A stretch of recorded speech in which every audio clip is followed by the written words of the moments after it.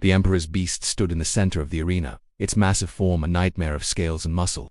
It was the last of its kind, a creature bred for war, feared by every species across the Empire.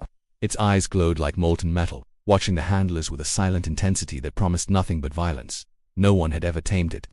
No one had ever dared. For generations, the beast was the Emperor's weapon, brought to the battlefield to crush entire armies, leaving nothing but devastation in its wake.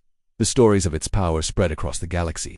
No one questioned its strength or its loyalty to the Emperor, but the beast's loyalty was never to be commanded. It had its own rules. It refused every handler sent to train it. Soldiers, mercenaries, the finest animal trainers, all fell to its fury. The Emperor's palace was filled with rumors, each one darker than the last. I was sent in as a last attempt, a veteran with no history in animal training, a soldier who had seen battle, not beasts. I had nothing but experience with controlling human soldiers, not monsters. The Emperor himself gave me no comfort. His only words were, "Do not fail." The first time I stepped into the arena, the beast was chained. Its roar rattled the walls, shaking the ground beneath my feet. I stood still. I had no weapon, no tool, just a single approach. Listen, I made no move to challenge it.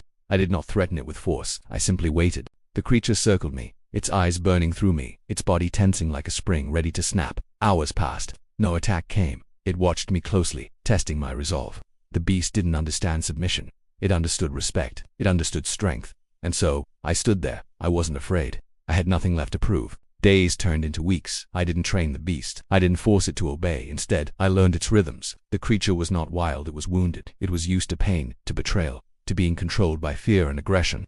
It didn't need more of that. It needed something else. It needed freedom within boundaries. It needed trust. One evening, as the sun set over the palace walls, the beast stopped circling. It stood before me, its massive head bowed low. The tension in its body was gone. It wasn't fear. It was understanding. And in that moment I knew it wasn't me who had tamed it. It had tamed me. It had shown me that force was not the answer.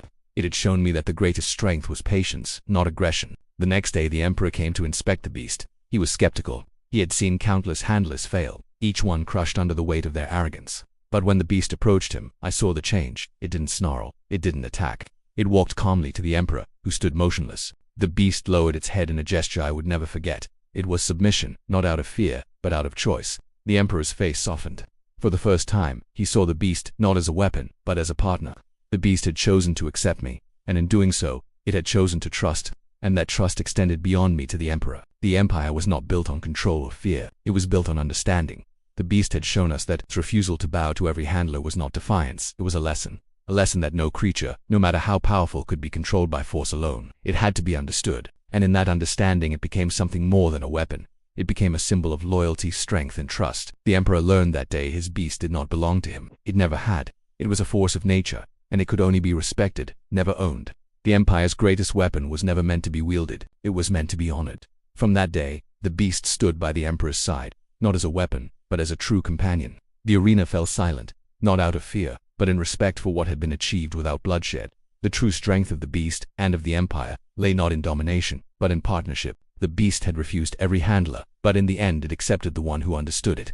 And in that moment, the Empire found a new way forward.